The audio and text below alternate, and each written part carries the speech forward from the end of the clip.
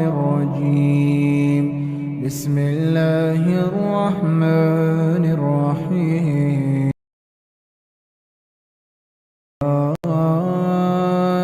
أيها النبي إذا طلقتم النساء فطلقوهن لعدتهن وأحصوا العدة واتقوا الله ربكم لا تخرجوهن من بيوتهن ولا يخرجن إلا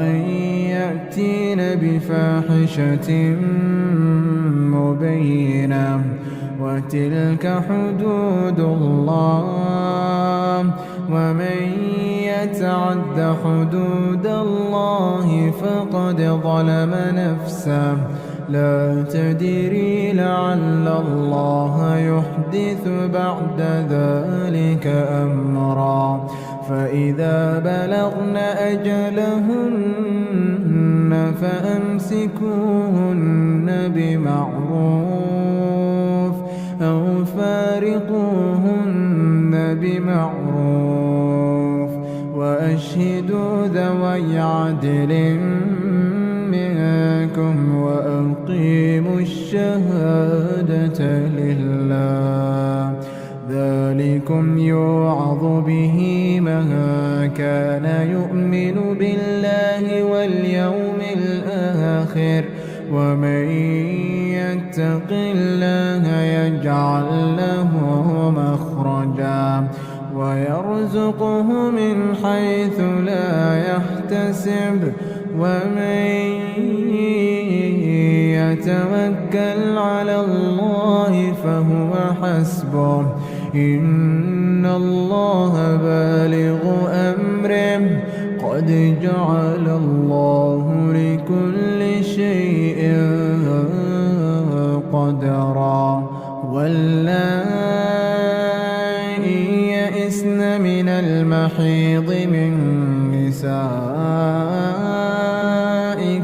إن ارتبتم فعدتهن 3 أشهر واللائي لم يحضن وأولاة الأحمال أجلهن أن يضعن حملهن ومن يتق الله يجعل له من أمره يسرا ذلك أمر الله أنزله إليكم ومن يتق الله يكفر عنه سيئاته ويعظم له أجرا أسكنوهن من حيث سكنتم من وجدكم ولا تضاروهن لتضيقوا عليهن وإن كن أولات حمل فأنفقوا عليهن حتى يضعن حملهن فإن أرضعن لكم فآتوهن أجورهن وأتمروا بينكم بمعروف وإن تعاسرتم فسترضع له أخرى لينفق ذو سعة من سعته ومن قدر عليه رزقه فلينفق مما آتاه الله لا يكلف الله نفسا إلا ما آتاها سيجعل الله بعد عسر يسرا وكأين من قرية عتت عن أمر ربها ورسله فحاسبناها حسابا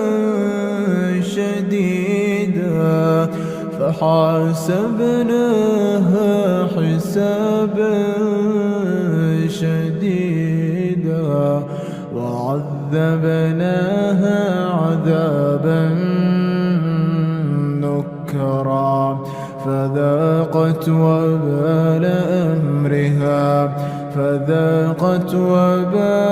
أمرها وكان عاقبة أمرها خسرا أعد الله لهم عذابا شديدا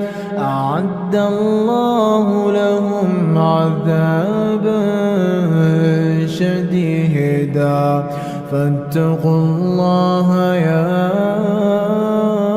أولي الألباب الذين آمنوا قد أنزل الله إليكم ذكرا رسولا يتلو عليكم آيات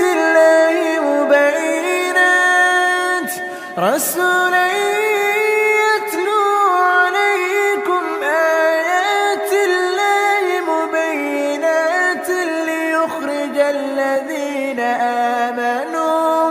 ليخرج الذين آمنوا وعملوا الصالحات من الظلمات إلى النور ومن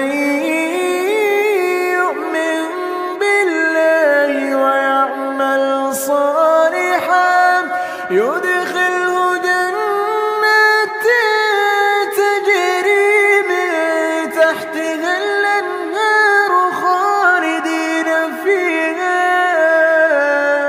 أبدا قد أحسن الله له رزقا الله الذي خلق 7 سماوات ومن الأرض مثلهن يتنزل الأمر بينهن لتعلموا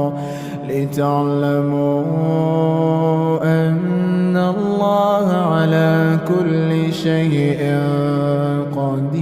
قدير وأن الله قد أحاط بكل شيء علما. As the gender war rages on, in order to keep the peace, we must discuss the exact facts. Welcome to Exactly. I'm your host, Saudi Man. Remove your shoes and enter upon your right foot, upon the right state of mind, bi'idhnillah. Topic: 11 signs that she does not love you, or that she don't love you. Now, this is some of it is taken through study, through observation.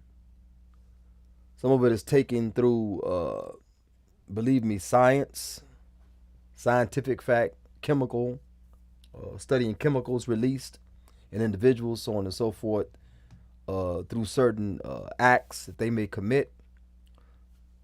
But nevertheless, we'll go through them, and I'll try to give each one its just due. Now, before we start, we have to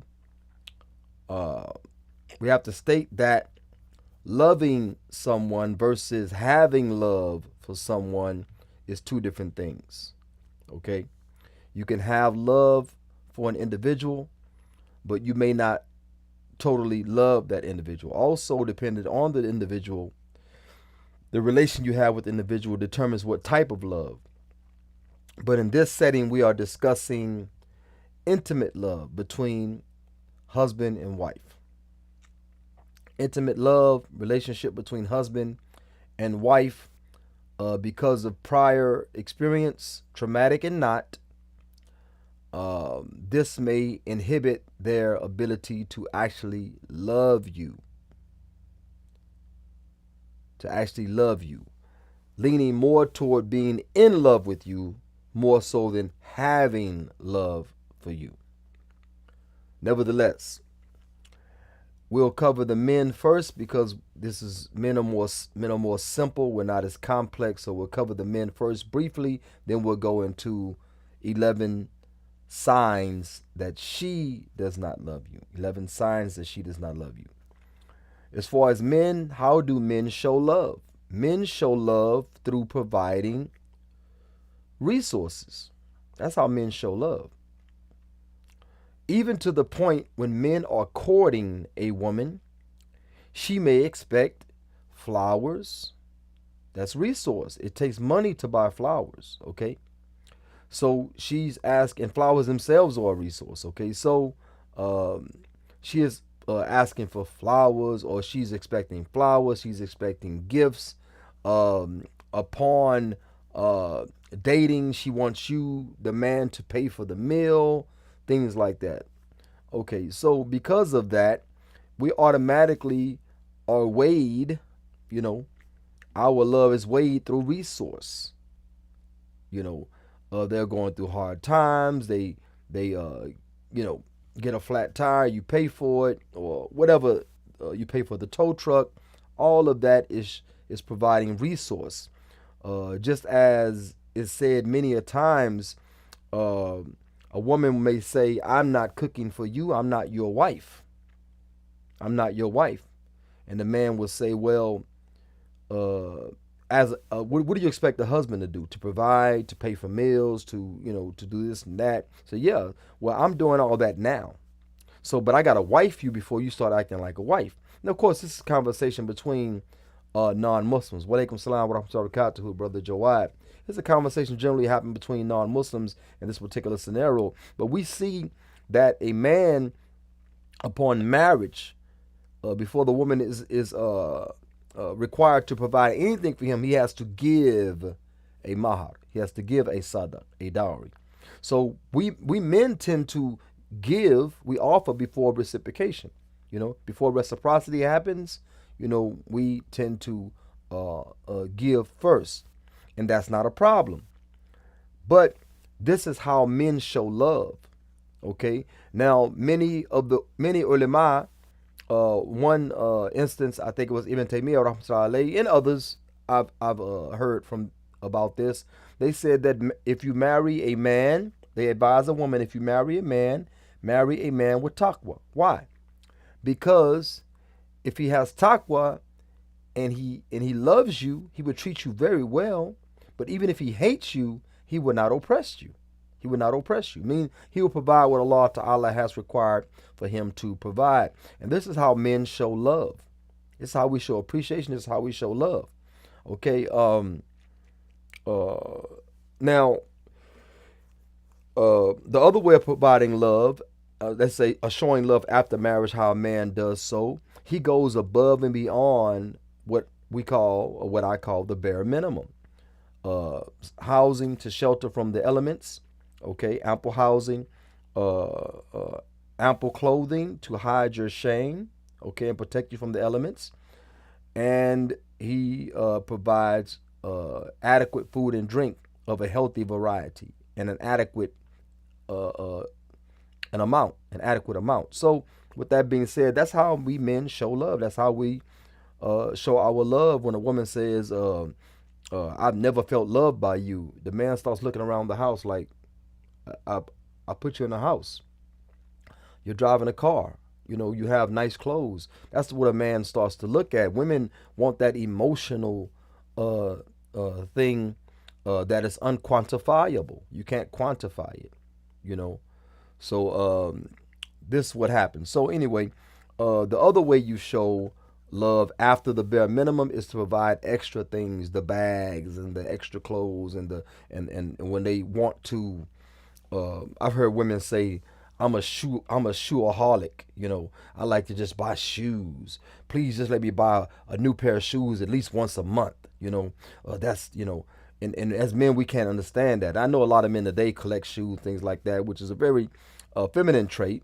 Don't get mad at me. It's just what it is. Allah Ta'ala says women are given into trinkets. Men like nice things, but then when a man has too many trinkets, it becomes more vain and unbecoming of manhood. But we can argue that at another point, if at all. So, Brother Jawad says, this is why you get another wife. Polygyny. SubhanAllah. Yeah, when they don't love you. But we'll get into those signs. The other way a man shows love, very simply, is that he protects you. A man protects you. We are, by Allah Ta'ala, ordered to put our life on the line for you. We choose you over ourselves when it comes to security and protection. If someone's shooting, we will turn our back toward the shooter and cover you. We will canopy you and allow the bullets to strike our backs if they come in our direction. But we will not, within our manhood, allow you to be harmed if we can avoid it. And that is how we show love. That's how we show love. Many a woman, if you, especially looking into the social media realm and the videos and things like that on YouTube, many a woman have left men that provided, all of the financial means and protected them. They've left them because they say, he ain't got enough hood in him, or he never argued with me, or he never struck me. Even some women say he never struck me. We go through all of that, but see, men in our simplicity provide maintenance and we provide protection. That's how we show our love. That's how we show our concern. That's how we show our respect. Women have a different level and a different way and a different the way she show respect is far sometimes polar opposites, of the way men show respect, but in love, so on and so forth. But we'll get into that. And when men don't love you, when they don't love you, they will, or when you have broken the love, let's say that too. So no matter how he reached the point where he don't love you, you'll find that he may, by fear of Allah, by taqwa alone, just provide you the bare minimum and nothing above that. I mean, when he have the means to do so. Okay. When Hind complained to the Rasul Muhammad sallallahu alaihi wasallam about Abu Sufyan radiallahu anhuma, when she complained about him, she say, oh, he is bakhil, he's a miser, he doesn't give me enough to take care of myself and my children. She said, oh, Rasulullah, can I extract something from his wealth, just enough to take care of me and my children? Muhammad said, yes, just enough to take care of you and your children, not beyond that. So Muhammad told her, take only what you need. Don't go to extremes in taking from his wealth unaware. Now he's responsible, so taking it unaware is not stealing. Okay, but if you're stealing to get the bag and you're stealing to get that to satisfy that shoe fetish that you have, this is not allowed. Okay, so when men don't love you, they'll give you the bare minimum if he can afford better than that. I'm not saying those men that can't afford better, but when he can afford better than that, by his estimation, not by yours, then there's a possibility that he has lost love for you, but he fears Allah Ta'ala, so he's going to take care of you and provide for you. When a man allows you to leave the home, and I said defeated men make the best husbands, 2022. This also carries into 2023. When a man is defeated, he's lost love for you when he's defeated because he can't love you because you don't respect him. And we'll get into respect and love later. But that means he lets you hang with who you hang with. He lets you go out. You don't have to tell him where you went, or you don't tell him, and he doesn't complain because the love is gone. The love is gone. So that man is defeated. It is not from a fault of his own. Oh, he doesn't care where you go, or he doesn't not care where you go because he got another wife, or he doesn't pull back from providing you a beyond bare minimum because he has another wife or another interest. This is not what natural men do. Okay. Now there are some outliers that may do that, but this is not what they do. Nevertheless, when men don't love you, you'll see that. You'll see the pulling back to bare minimum on protection, or even not protecting at all. He may want you to get in a car crash, not a literal car crash, but he may want you to bump your head in those areas up or upon those walls where he tried to save you from, but you want to have it your way, and he don't want to argue, especially in front of the children, or have it out in front of the children. He don't want to traumatize them, so he lets you have your way, and he hopes that you bump your head so you come back to the reality that he sees. Okay, again, that's how. Those are signs that a man may not love you or have lost love for you. Now let's go right into the 11 signs that she doesn't love you. 11 signs that she doesn't love you. And I apologize. I meant to take a trucker's nap before this and I didn't. So if I'm yawning, excuse me, I'm trying to hide it. I'm trying to hide it, subhanAllah. Anyway, so number one, when she doesn't love you, number one, she dresses in a way, and she wears makeup in a way to your chagrin. She know you told her that you don't like makeup at all, or you don't like heavy makeup, but she wears it anyway. And she says she's trying to look good for you. Not about you, buddy. If you tell her don't wear makeup and she wears it, if you tell her don't wear so much makeup and she cakes it on, she doesn't love you. She doesn't love you. Again, respect is the quantifiable aspect of love. Love itself cannot be quantified, but respect can. Respect can be quantified. So if she doesn't have that quantifiable aspect of love for you, then she doesn't love you. She may have love for you, but she doesn't love you. She doesn't love you. If she dresses in a manner, you tell her, I don't like when you wear the leggings with the blouse to your mid quad, mid quad blouse, and it rides up, and you don't like that, and you don't like that, and she dresses like that anyway, telling you there's nothing wrong with it Islamically. That means she doesn't love you. Again, she may have some love for you. She may have some affinity, some affection for you, but she doesn't love you. She doesn't love you. Because to love, as I've defined many a time when people ask, what is love? I said, it's to prefer yourself.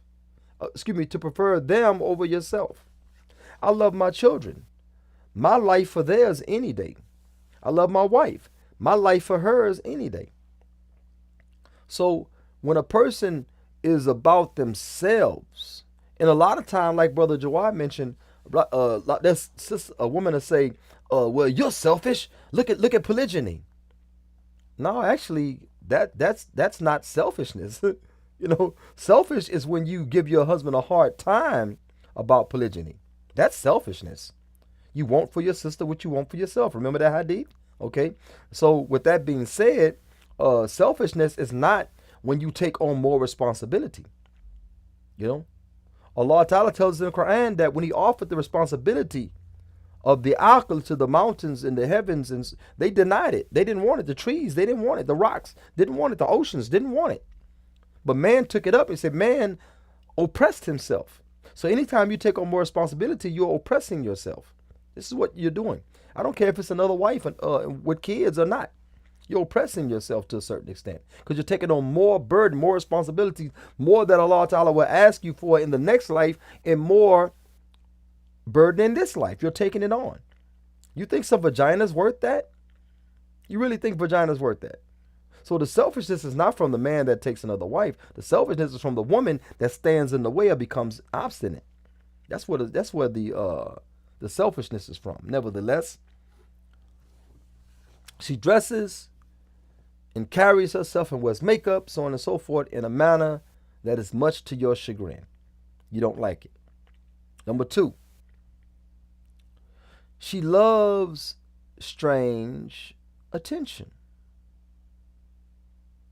She loves the attention of strangers.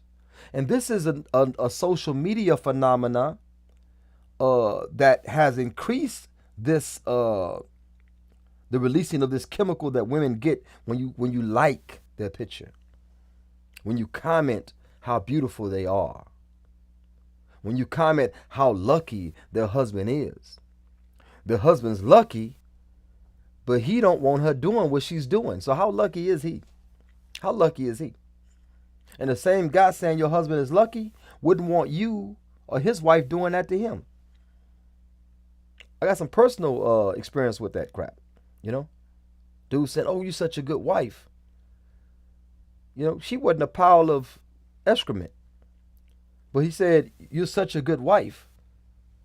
You know, and this was a major problem that we had, a major problem. You know, she is on social media. She's posting, even in niqab, because see, and he says, "Ooh, mashallah, so beautiful." He's saying the clothes are beautiful. How you beautiful in niqab? How you beautiful in jalabiyah? You know, how you beautiful in an abaya? How? It's an overgarment. You can't see any shape in it unless you're trying to stick it out and poke it out and trying to catch his attention that way. Maybe that's what's going on. But I'm telling you that when she posts pictures and men like the picture, and she puts a heart by it, or she likes their comment, that's releasing a certain chemical that she has. It produces a euphoria with her. It's like smoking the okie dokie, you know, for her. This is something positive for her that other men find her attractive. The same thing that Steph Curry wife said. She say she wants other men to catcall her and holler at her sometime. You know, she said that's part of her self-worth. You know, is what this woman said. After she denied him in high school, he got into college and started making buckets. She heard about his ascension in the college ranks with his shooting. So she hit him with the, "Hey, big head, remember me? Remember you tried to get at me?" So she rode that dude, and she's still riding that dude right now. But that's not the object of her desire. She didn't want him. She didn't want him. I mean, he may, see it that way, but she didn't want him. She don't love him. Brother, how do you know that? I'm saying it. I'm saying it. If you have some information contrary, let me know. All of the signs shows that she doesn't love him. She wants the attention of strange men. She said it herself. She wants the attention of strange men. The love her husband showed her by giving her all of these riches and elevating her when she had to do nothing for it except a text, "Hey, big head," after she denied him in high school.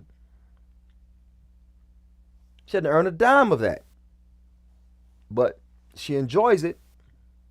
That's his way of showing love to her, and her payback for him is what?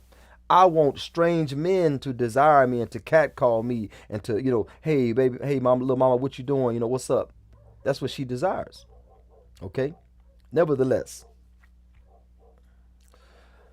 getting to the comment, brother Darius Ducer says the dopamine high of social media. Yes, release those endorphins and dopamine and all that. Releases all that. It gives them a calm.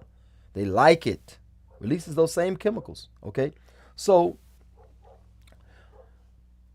she loves the attention of strange men. So when a guy says you're beautiful, instead of her saying, "Yes, that's why my husband married me. He's attracted to me." Instead of her throwing that out there, that little caveat out there, no, she don't do that. She says, like heart, thank you, mashallah, you're so sweet, may Allah give you me, or whatever she says in dua. She likes the attention of strange men. Okay, now Aisha radiallahu anha was asked, what is the best woman? So she gave 3 qualities. I'll mention one here. She says, one here she says, it says, "Wala tahtadi limakara al-rijal." So, and I'm sorry, the print is really small. Let me expand it. Okay, it allows me to. ولا تهتدي لمكر الرجال. Okay, that she is not guided. Listen to that. She's not guided by the cunning. Makara. Makara means to plan or to plot. When Allah says makar Allah, Allah plans and they plan, and Allah is the best. Khairul makirin. Allah is the best of planners. When it comes to the people that are evil planning, they are plotting. Okay, we use the term plotting, bil injilisi in English. But when it comes to someone good planning, we call it just a plan. Okay, so these men have ill intent when they tell these women, "Oh, mashallah, you're so beautiful. Oh, you're such a good wife." She's not a good wife. She's not a good wife. She's a good wife in his estimation because he is trying to dirty mac her into some infidelity. That's what he's trying to do. Okay, so Aisha Adha was asked, "What is the best women?" She said, "She is not guided. She is not guided by the cunning or by the plots of men." These are strange men. Those men that say, "Oh, mashallah, you're so lovely. You're so," and she says, "Like, heart, thank you." She doesn't feel it within herself. Let me block this guy. Let me delete this comment. My husband may see it. He'll become very angry. This is a sign that they don't love you. They don't love you, okay? If she loves the attention of strange men, she doesn't love you, because you're the one that has to die for her. You're the one that provides for her, and that's not sufficient. She may have an affinity for you. She may love you. She may have some feelings. Have some love for you, and she may have feelings for you, but she doesn't love you. To love is to what? To prefer you over themselves. To prefer you over themselves. She prefer that she's clout chasing. She's thirst trapping. She prefers that over you. So if you saw it, she think you're insecure. You have a problem. You have a problem. I got a problem paying these bills for someone, online getting all this dopamine, Nevertheless, number 3. Or was that number 3? That was number 2. Where am I at? I'm lost. Okay, that was number 2. Okay. Number 3, girls trip. She goes on a girls trip with or without your permission. If you gave her permission, I hope it was a test. If you give her permission, I hope it was a test.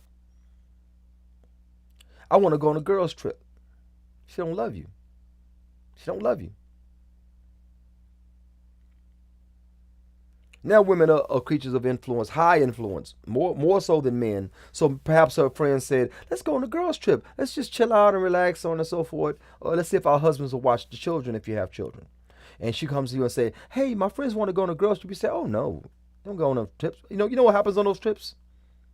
That's when they do the when in Vegas, whatever is done in Vegas stays in Vegas. You know what I'm saying? They do that hush hush, free pass the trip type, cheap type stuff. So number 3, if she goes on a girls trip or even suggested, she doesn't love you, because respect is the quantifiable aspect of love. If she wants to go to a free mixer, hey, my friends don't want to go on a girls trip anymore. They want to go to such and such concert. They want to go to concert and listen to Tank sing. They want to go to concert, listen to and see Chris Brown dance on stage like a female. They want to go that. Say, no, that's not happening. Okay? We're not getting to the issue of music being haram and all that. We're not discussing that right now. We're talking about just the concept, okay? Not only that, she like I say, free mixers, concerts or free mixers. Even that she desires to go, or she felt the wherewithal to bring it to you. She felt the Uvarian fortitude to bring it to you. That's a problem. She doesn't have the quantifiable aspect of love, which is called respect for you. I mean, there are variations, but this is the general rule. Okay. Um, let's get deeper. If she ever cheated on you, if while married to you, while you're maintaining and protecting, she got into her Twitter fingers start going off with another dude in the DMs and stuff like that, that's cheating. Anytime you smile at a man, give him, he smiles, hey, how you, he smiles, hey, how you know, that's for the man that's paying your bills.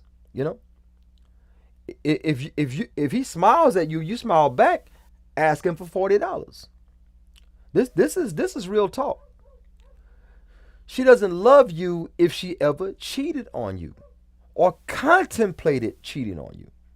She doesn't love you because respect is the quantifying a quantifiable aspect of love, and she doesn't have it.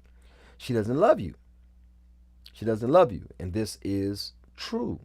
She doesn't love you, and this is true. Okay, so that's deep. Now, if she went and did the whole thing with another guy, she doesn't love you. It's a wash. It's a wash. She doesn't love you. Every time a woman lays with a man, she releases a chemical. And the more men she lay with, the less of that chemical she releases. That chemical causes her to pair bond with you. It causes. So this woman went out and cheated on you. I mean, you all were together, okay? You all are engaging in marital sex, nikah. You're entering her, okay? And she goes out with another guy, no matter the circumstance, whatever her excuse is. You know, it starts with the attention from strangers, then it goes into that. So she does that.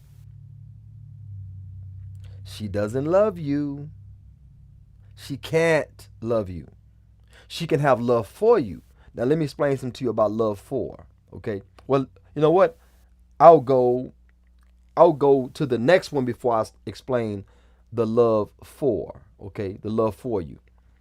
Wa alaikum salam wa rahmatullahi wa barakatuh, brother Abdul Wali, one of my favorite names, mashallah. Okay, so let me go on to the next one. I'm gonna explain the love for you.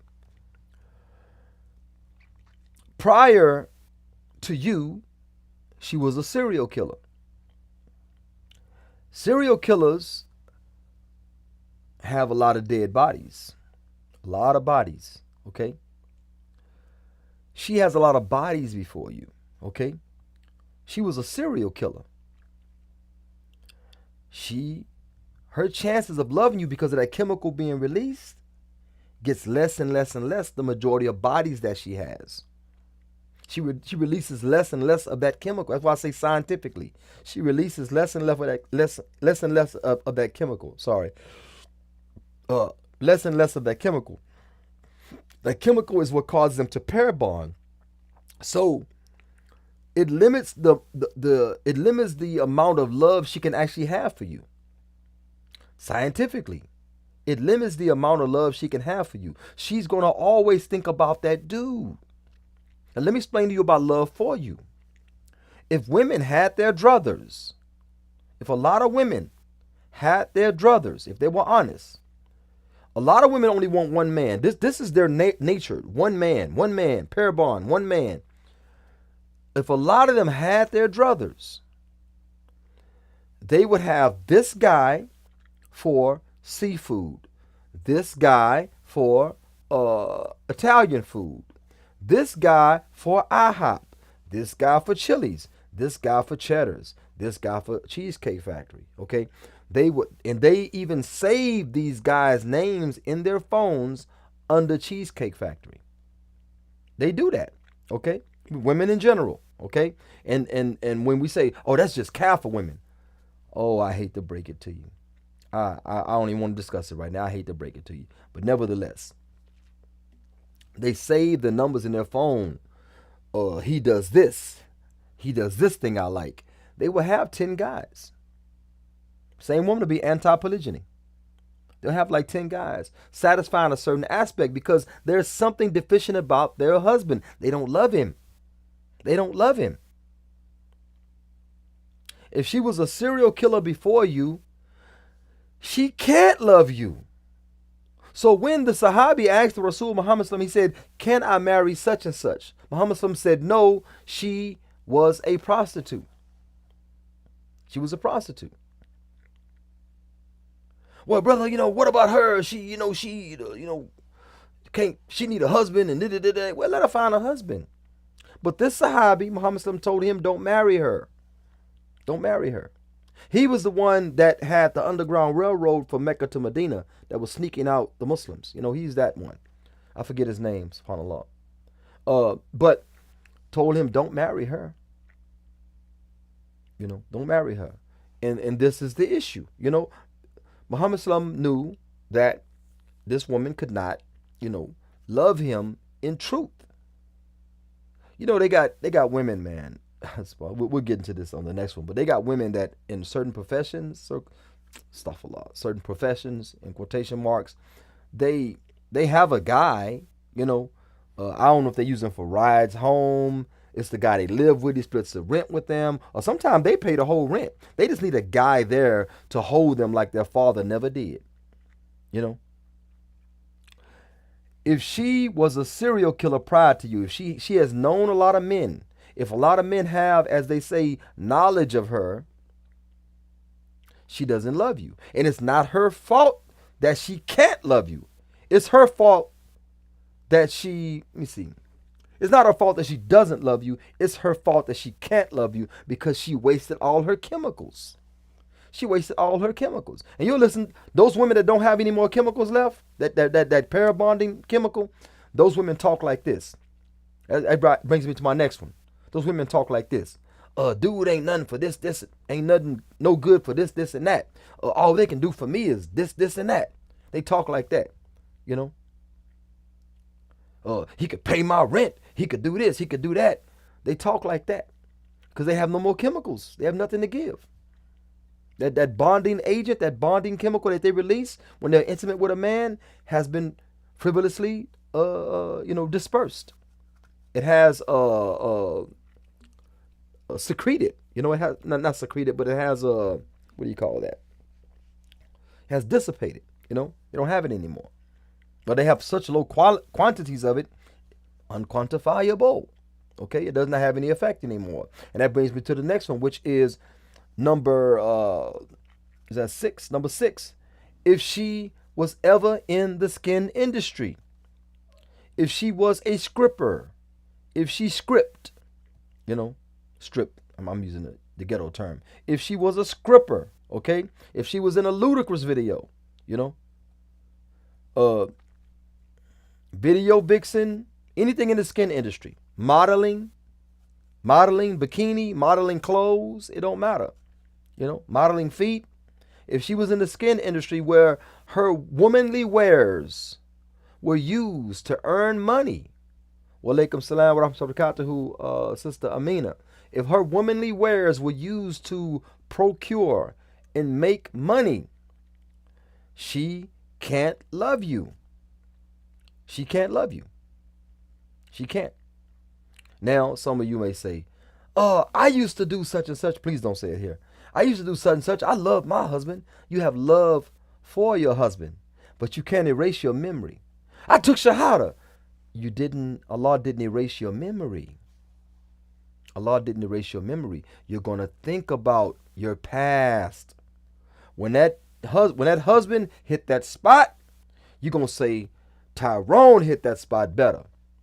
When your husband can't afford that bag, that unnecessary bag, you're going to say, Chad never told me no when it came to bags.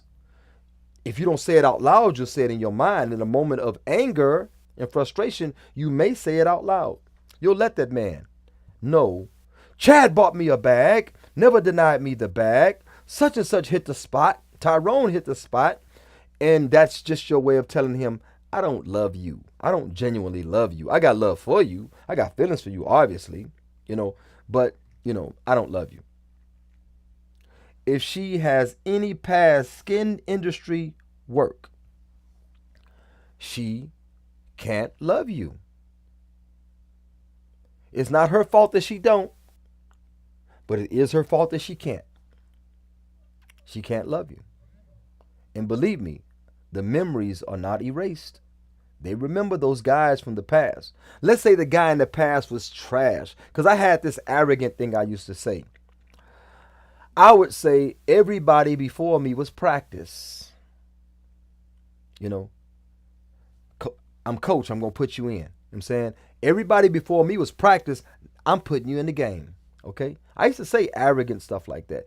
It was facetious. I was joking. But at the same time, I kind of felt that in my heart. Like, you know, everybody before me was practice. I would say something like that. Okay? But in being real about the issue chemically, scientifically, so on and so forth, I understand that even if the guys in the past was trash, I'm still being compared to them and them to me. There is no Men in Black, bing. There's no Men in Black, bing, and they forget all of the past and they're born again by the blood of whoever. There's none of that happens, okay? Sister Sharifa said, Marthab al-Ghawani was his name. Okay, alhamdulillah, yeah. Marthab al-Ghanawi, okay.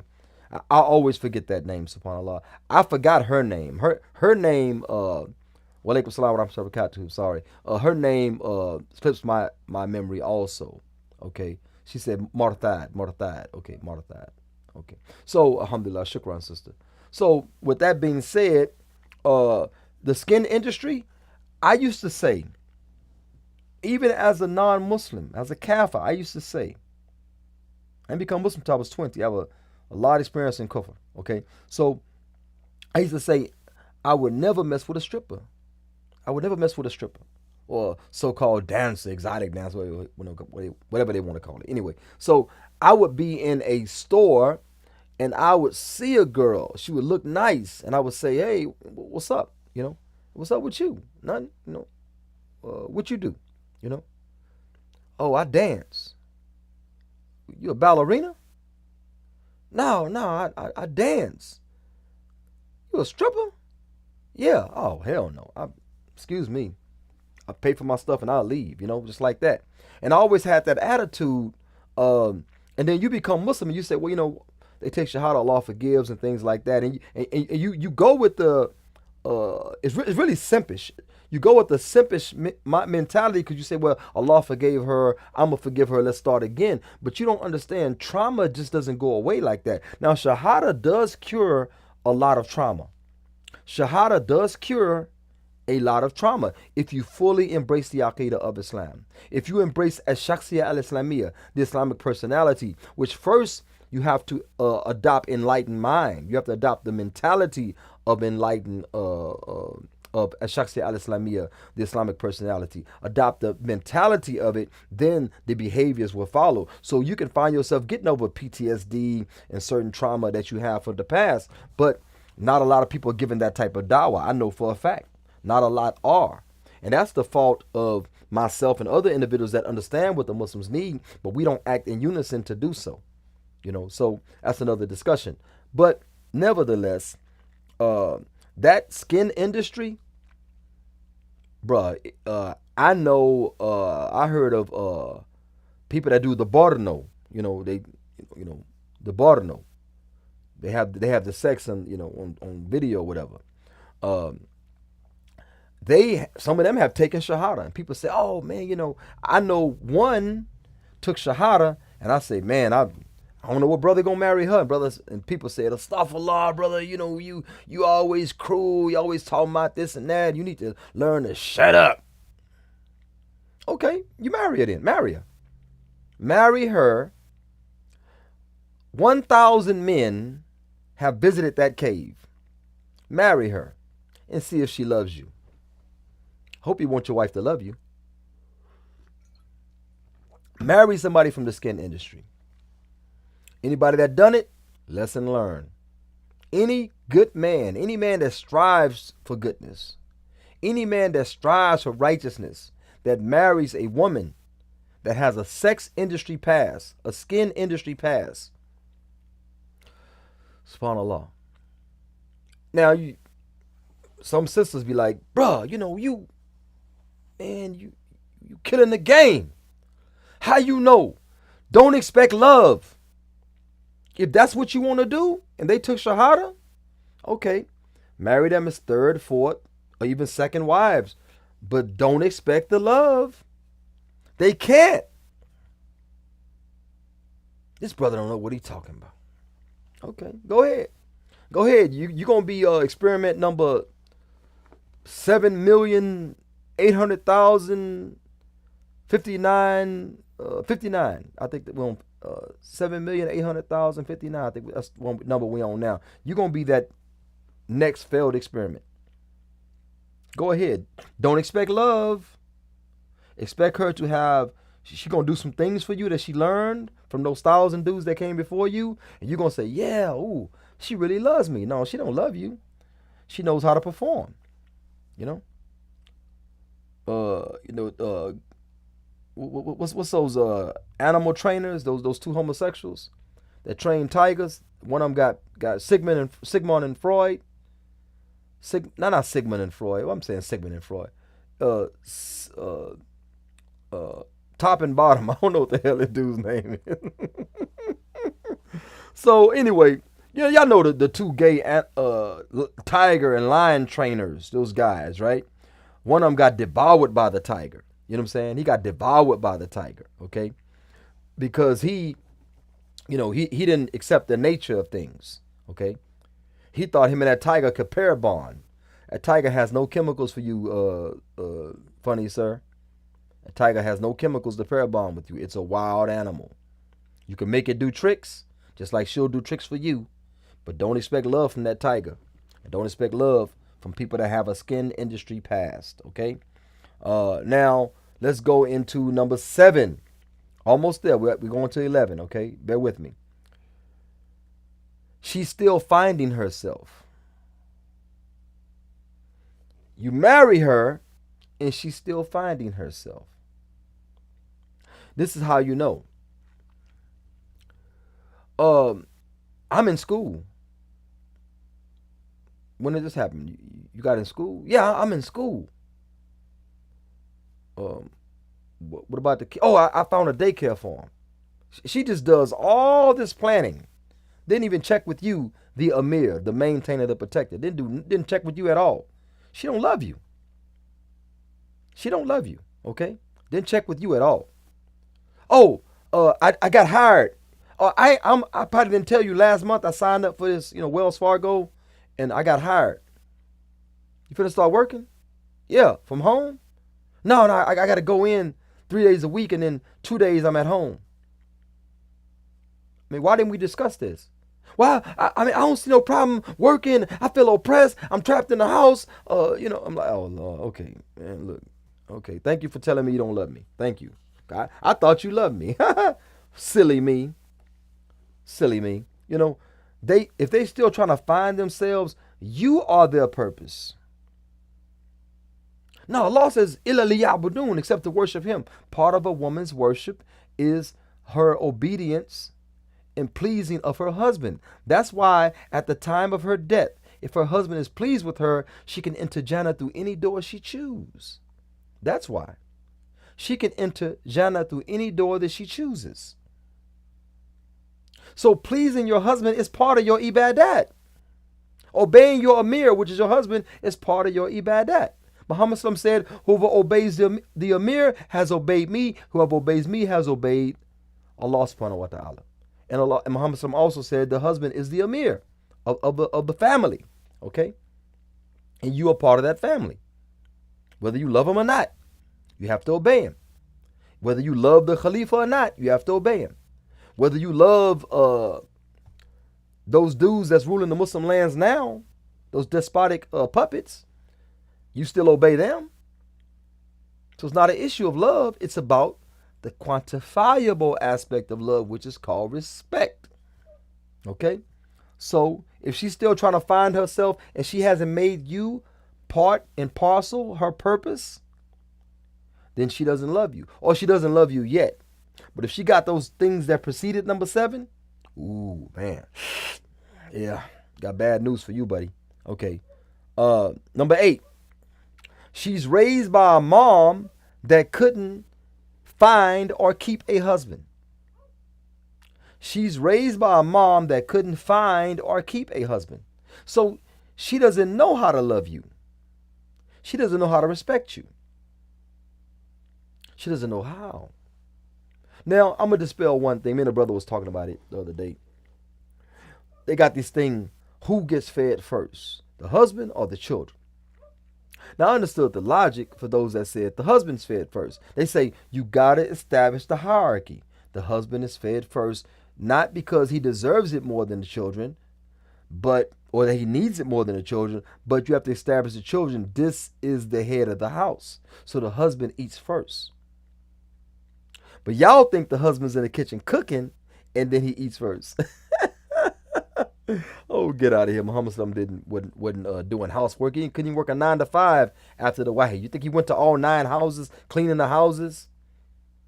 Boy, you people, man, y'all don't make a correct estimate of the Rasul Muhammad Sallallahu Alaihi Wasallam. Okay. Anyway, so don't mean he didn't help, but that's not what he was doing. Okay. Nevertheless, she's raised by a mom that couldn't keep or find a husband. See, this is learned behavior. This trauma of not having a man in the house is a bad situation. Because that means a boyfriend can pop in and abuse the mom and the daughter witnesses it. I know the real life circumstances. So-called stepdads, not even really stepdads, never married, them beat mom into a puddle, a bloody puddle, and the children are observing this, but never seeing a father figure. So they grow up and they can't respect you. And respect is the quantifiable aspect of love. You can't quantify love. You can't weigh it. But respect is the quantifiable aspect of love. So she can't love you because she can't respect you because she was not given any guidance in that way. She don't have any examples. She doesn't have a blueprint to respect you. So she can't love you. Now, if she submits to you, perhaps you can turn the tide. She's gonna backslide sometimes, but you might can turn the tide and develop some love out of that. If she submits to your understanding and your authority, but if she does not, then she can't love you. Okay. So we go to number that was 8. Her mom, she was not raised by a mom that could find or keep a husband. Okay, we said husband, not boyfriends. Number 9, she badmouths you to friends and family. She badmouths you to friends and family. Brother, you don't know what you're talking about. Can you at least mention a hadith? Ibrahim alayhi salam goes to visit his son Ismail. Okay. Alayhuma salam. He goes to visit Ismail, and his wife greets him at the door and says, Ismail is out hunting. All he does is bring back meat. I'm tired of eating meat. He said, well, tell him I came to visit, and also tell him to change the threshold or change the welcome mat in front of his door. Ismail alayhi salam comes home from hunting and says, did we get a visitor? He said, yes, it was an older, handsome man. What did he say? He told me to tell you to change the threshold at your door. He said, oh, that was my father. He told me to divorce you. So he divorced her. He married another woman. So Ibrahim alayhi salam came to visit again. And he said, where's Ismail? She said, Ismail is out hunting. He is such a good man. He always brings me back meat. He said, tell him I came to visit, and tell him to keep the threshold at his door. Keep that welcome mat. When Ismail alayhi salam came back from hunting, he said, did I get a visitor? He said, yes, it was an older, handsome gentleman. I told him you were out hunting. Did he say anything else? He said, for you to keep the threshold at your door. He said, that was my father. He told me to never divorce you. See that? When a woman is bad-mouthing you to friends and family, Oh, he ain't no good. He, yeah. Even if she say be quiet, here you come. If she's bad mouthing you, she don't love you. Because women that love you will fight somebody say something bad about you. Women that love you will fight. Now, there's one exception. I've said this before. I don't know if I'm going to continue to stand on it, but for now, I'll stand on it. If she is bad mouthing you or talking about you to the co-wife, I think that's fine. I don't think that's too much because that's all your family. Yes, your nuclear family. Okay, that's not her mom that couldn't find or keep a husband. That's not her sisters that are never married. That's not none of that. What that is that is um, the co-wife. That's family. That's nuclear. Okay, extended nuclear. So I said that if you got a nasty habit of backbiting your husband, do it to the co-wife. So y'all can figure out, how y'all can make that issue better. You know what I'm saying? Because now one of y'all really want a divorce. I've been big for divorces before. I've given a divorce, and all the person did was cry, cry, cry. You know, so I understand. I had to learn through experience that every time when a woman says she won't divorce, sometimes, she's just trying to get some act right out of you. It's not really that she wants a divorce. So I learn, live and learn. Not all the time, sometimes. So she badmouths you to friends and family. That's how you know she doesn't love you. That is the ninth sign that she doesn't love you. Because women that love you will go upside somebody's head talking bad about her man. Okay, you can be just and had a knockdown, drag out fight with the husband, and her sister say, "Yeah, he ain't no good anyway." You'll jump out like, "What you talking about? You can't even find a man. He loves me." That type of thing. So, hey, she bad mouthing you, bro. The example of Ibrahim alayhi salam or Ismail. Okay, alayhum salam. So anyway, number 10, we're almost there. Number 10, she verbally abuses you. She calls you out of your name. Okay, she calls you out of your name. She calls you the B word. She calls you the P word. She calls you the F word. All that type of stuff. She calls you the worst thing in the world. She calls you a hypocrite. Oh, you a hypocrite based on Mufti Mink talk, based on Omar Suleiman. Based on what's his name? What's the other guy name? I forgot. Yeah, based on those guys, you're a hypocrite. Anyway, so she's watching videos and she says, they say this is an ideal husband, and she comes, you don't do such and such, and something, and then you can't say, say, well, you used to be a stripper, so you nah, stop, like, don't do that. So anyway, but nevertheless, she verbally she talks to you in a bad way. Okay. Now, when Aisha Anha was asked, what is the best woman? Again, out of 3 advices that she gave, I think the 3 things she mentioned, if I'm not mistaken. One thing she says, says qalat, faqalat, then she said, allati, she is of those la ta'raf, okay, la ta'raf, I think it's la ta'raf.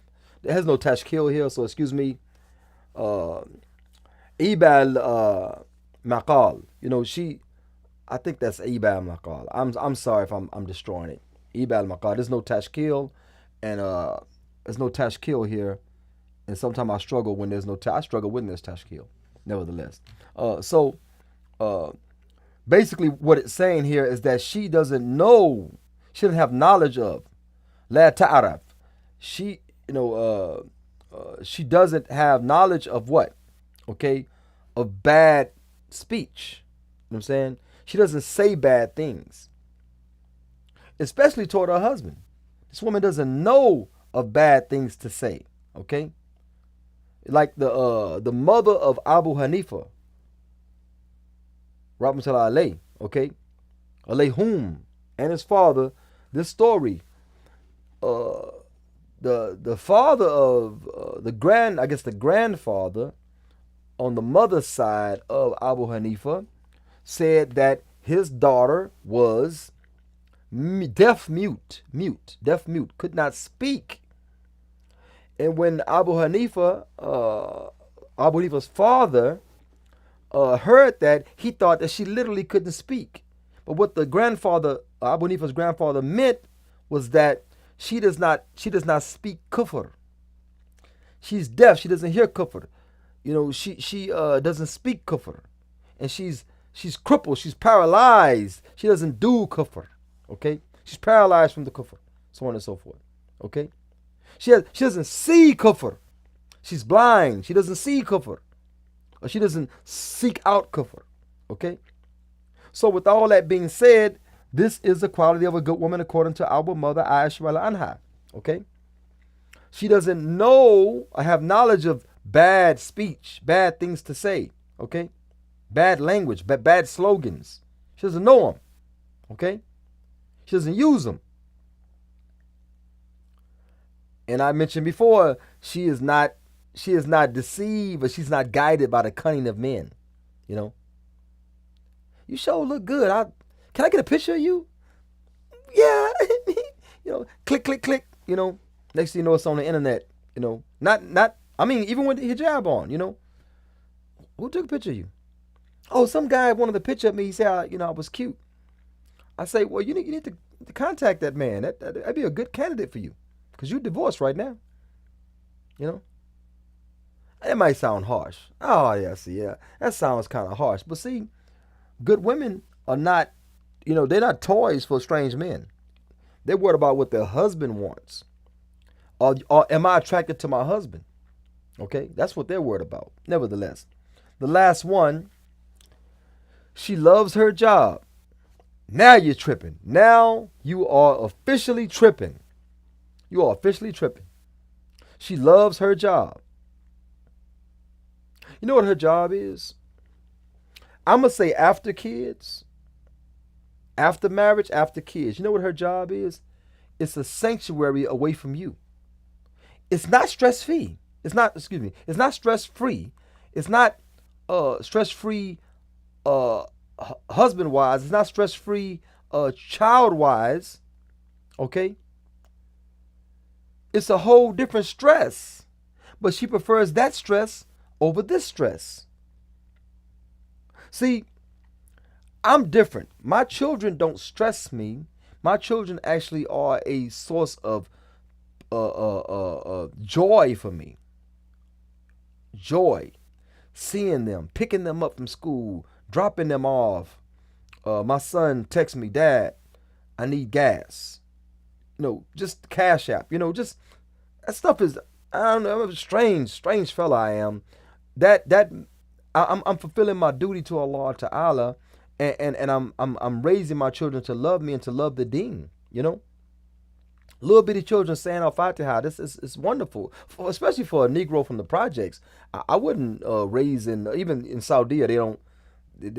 I guess the parents can teach the kids, but they're not gonna teach them to a certain, like till 7 years old or something. Teach them the Quran or something. The Kufar went in and changed they wrote the curriculum of their education in the first place. Now they're rewriting it again because they don't want the children to get Islam too young. Okay. They want them to get, learn Dora the Explorer songs and not Al-Fatiha and stuff like that. Anyway, that's another discussion. So with that being said, she loves her job. She can't wait to get to work because the job is not a stress-free place, but she prefers it over you. Now, her boss tells her how to dress, what time to be there, what time she can leave, what she can do while she's there. All of that. The same stuff that you did at home. This is how you dress. This is how you speak. This is where you can go. This is where you can't go. This is what time you can leave. This is what time you have to be in. The boss says all of that. No complaints. They said, well, I don't want to miss out on the bag. But there's no price to enter Al-Jannah except that you please your husband. Okay? And pleasing your husband Allah pleases Allah subhanahu wa ta'ala. So this is the issue that we're dealing with. She loves her job. She doesn't love you. She has love for you. She doesn't love you if she loves her job. Brother, how can you say that? How can you say that? Because, listen, by Allah, if a husband tells the wife, I want you to quit your job. I don't want you intermingling with your boss. I don't want you intermingling with your co-workers. I want you at home taking care of this edifice, taking care of these children, providing for my needs. I need you home. If she doesn't quit her job, she doesn't love you. She doesn't love you. Hey, look, there's not much more to say. She doesn't love you. And I can't, I can't undo that. I can't make that better for you. All I can do is warn you. Now, a lot of us are from the hood, so we tend to not frown upon women with hood backgrounds that took Shahada. We tend not to frown upon it. So we overlook certain things. But I think as men, in a realistic way, we should stop expecting true and pure love. Have them respect you where they don't dress and wear makeup to your chagrin that you don't like, that they don't procure the attention of strangers and like it and love it and comment upon it, that they don't ask to go on a girl trip or free mix or go to concerts, even to desire that, okay? Tell them to respect you to the point where, of course, they don't cheat on you. That's a real big one. I only like saying it. That they don't let you know that they have all these dead bodies buried, behind their mama's house, from all that serial sexing they were doing before they met you, okay? Tell them to respect you to the point where they don't bring up their skin industry past or be desirous to, model shoes and model this and model that, fully covered shoes don't need a human being to step inside of them and take pictures of them. They don't. Fully covered shoes don't need that, okay? Nevertheless, no, I'm not restarting this device. But nevertheless, tell them to respect you enough that they make you their purpose and stop searching for themselves. And my phone just restarted. But nevertheless, all of what I mentioned, have that as a level of respect that they should have for you. We have past, they have past, but the thing about men's past, an experienced man with scars is adored for how he achieved those scars and how he survived that hardship. A woman with scars in the past are not desired or sought after. We have to understand that. So the more innocent that you appear to be, and the more innocent you are, and the more you try to remake yourself and reinvent yourself, it's better for that new man. He may not know that you can never love him. Don't tell him that you can't love him, but give him the respect so he assumes that you love him. Okay? So that he assumes it. Inshallah ta'ala. Now we will go to the delusional dating profile of the week. Now, can I find it? Let me see. Okay, here we go. Okay, let's go here. Boom. There we go. So this is the delusional dating profile of the week. I'm going to expand it a little bit. I'm going to move to this side. I'm going to expand it. This is a Muslima. Now, for you brothers that say Muslima, or you sisters that say Muslima, it's not Muslima.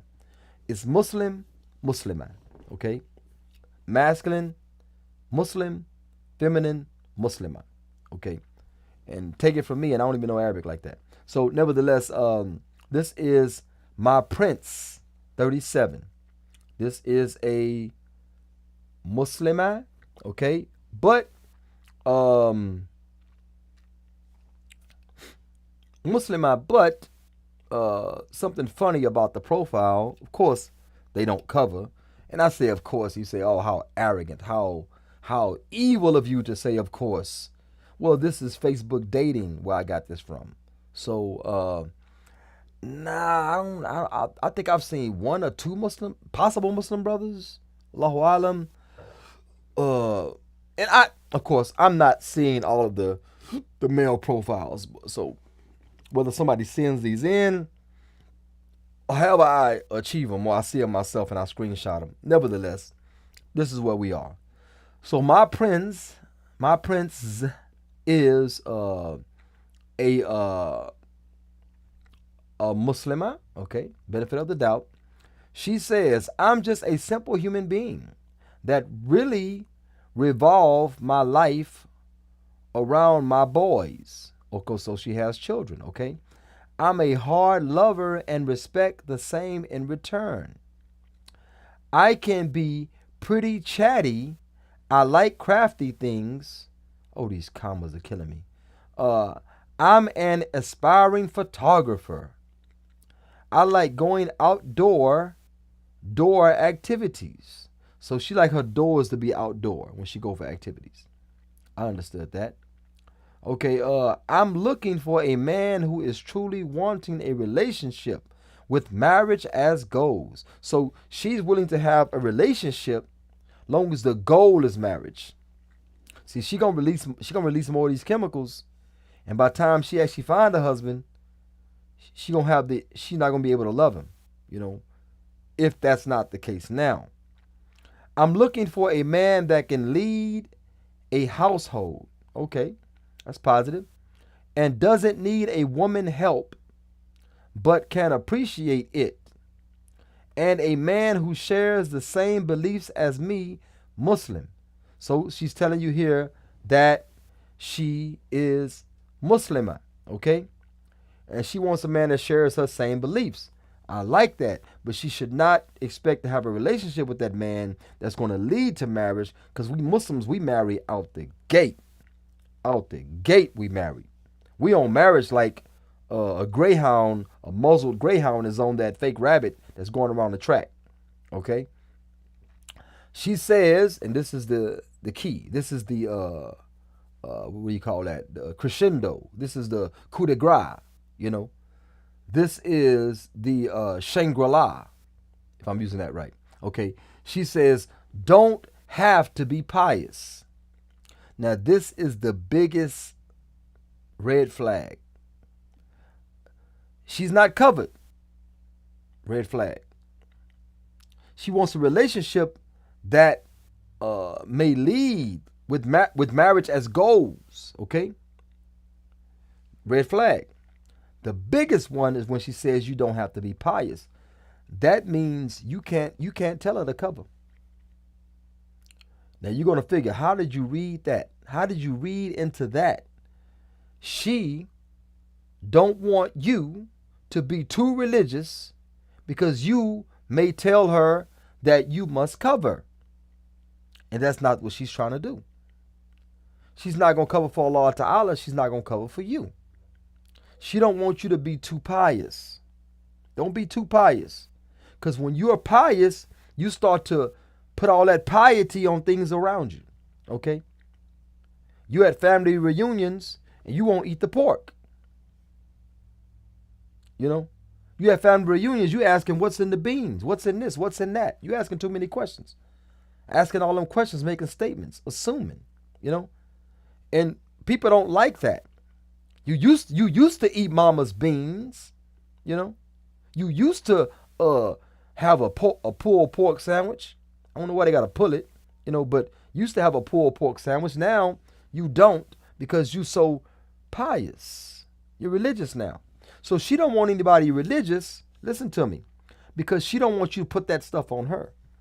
She don't want this piety to spread upon her where she has to obey Allah and His Messenger. First red flag, doesn't cover. Second red flag, willing to have a relationship as long as there's marriage goals. Okay? Now you might say, "Oh, brother, you don't know what the extent of that relationship is." Well, look, bruh, her wares are already for the public.